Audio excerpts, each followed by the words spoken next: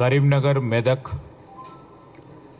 నిజామాబాద్, ఆదిలాబాద్ జిల్లాలకు సంబంధించిన పట్టభద్రుల శాసన మండలికి సంబంధించిన ఎన్నికల సందర్భంలో నిన్న జరిగిన ఓట్ల లెక్కింపు తదుపరి ఓటర్లు ఇచ్చిన తీర్పును గౌరవిస్తూ కాంగ్రెస్ పార్టీ అభ్యర్థి అయిన మా సోదరులు ఆల్ఫోర్స్ నరేందర్ రెడ్డి గారి అభ్యర్థిత్వాన్ని బలపరిచిన పట్టభద్రులందరికీ, అదేవిధంగా యావత్ కాంగ్రెస్ పార్టీ 4 జిల్లాలకు సంబంధించిన మా నాయకత్వానికి,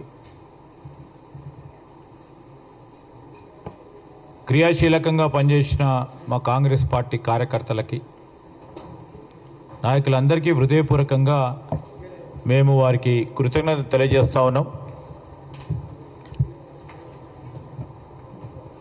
ఫలితం ఏమొచ్చినా కానీ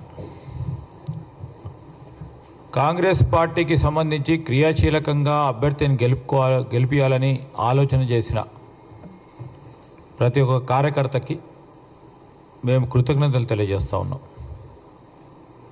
ఈ సందర్భంలో మేము తెలియజేసింది ఒకటి స్పష్టంగా కనబడతా ఉంది. పార్లమెంట్ ఎన్నికలకు సంబంధించి ఏ విధంగానైతే బీజేపీతోని మమేకమై బీఆర్ఎస్ నడిచిందో,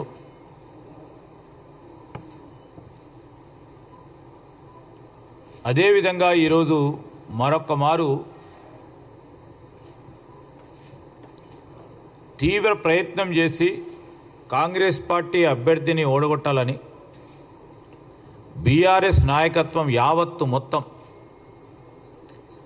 బీజేపీకి సపోర్ట్ చేయడం స్పష్టంగా కనబడతా ఉంది.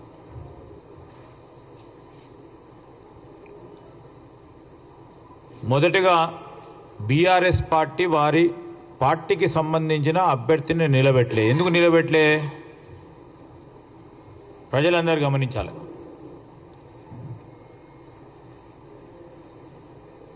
మన రాష్ట్రంలోనే పట్టభద్రులకు సంబంధించి మరి వరంగల్, నల్గొండ, ఖమ్మం జిల్లాలకు సంబంధించిన పట్టభద్రుల శాసన మండలి ఎన్నికల్లో ఆనాడు బీఆర్ఎస్ పార్టీ అభ్యర్థిత్వాన్ని ఖరారు చేసి నిలబెట్టి ముందుకు నడిచింది. అదేవిధంగా వారి పార్టీకి సంబంధించిన సీనియర్ నాయకుడు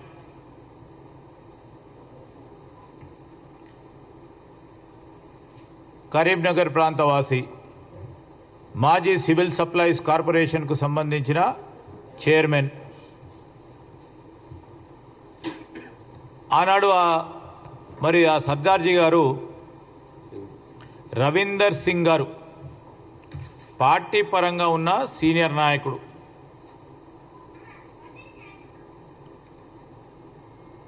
ఆయన నిన్న ఓట్ల లెక్కింపు కార్యక్రమం భాగంలో ఆయనకు వచ్చిన ఓట్లు చూస్తే ప్రత్యక్షంగా స్పష్టంగా టీఆర్ఎస్ పార్టీకి సంబంధించి వారి నాయకత్వం కేసీఆర్ గారు, హరీష్ గారు, కేటీఆర్ గారు ఇచ్చిన ఆదేశానం స్పష్టంగా కనబడుతూ ఉంది. మొత్తం రవీందర్ సింగ్కు వచ్చిన ఓట్లు మేమనుకుంటున్నాం ఆయనకు వచ్చిన ఓట్లు వ్యక్తిగతంగా వచ్చిన ఓట్లు మొత్తం పరోక్షంగా ఈరోజు రవీందర్ సింగ్ గారికి మొత్తం యావత్ పార్టీ టీఆర్ఎస్ పార్టీ బలపరిస్తే మీ శక్తి అంతేనా అని అడుగుతా ఉన్నాం.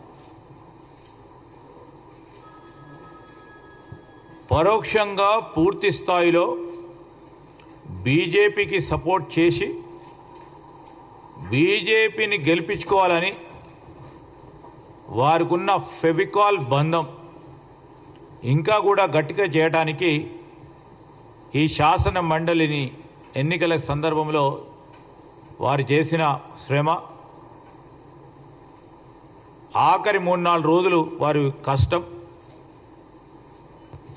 రెండు పార్టీలు కలుపుకొని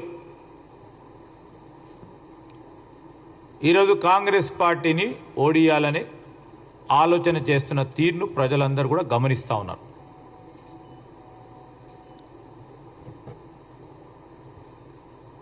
రెండో పక్షాన మేము ఈరోజు చెప్తా ఉన్నాం, ఇట్లా ఎన్నికలు జరుగుతూ ఉన్న సందర్భంలో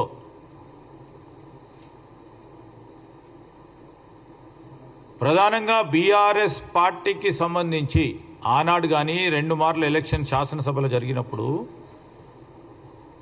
బలము ఇచ్చిన ఆ ప్రాంతానికి సంబంధించి పట్టభద్రుల ఎన్నికల్లో ఒకటి ఎందుకు నిలబెట్టలేదు? అది ప్రశ్న అడుగుతూనే ఉన్నాం.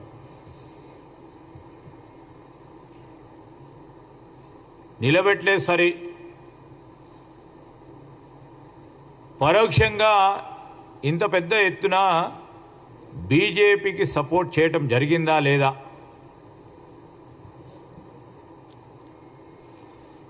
బీఆర్ఎస్ పార్టీకి సంబంధించిన కొంతమంది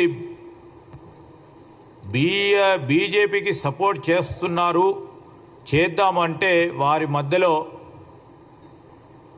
మనస్పర్ధలు వచ్చిన మాట వాస్తవమా?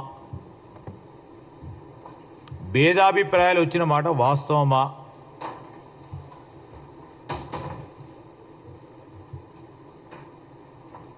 మేమెక్కడ వెనుకపోతలేం. ప్రజాభిప్రాయం, ప్రజా తీర్పును గౌరవిస్తూ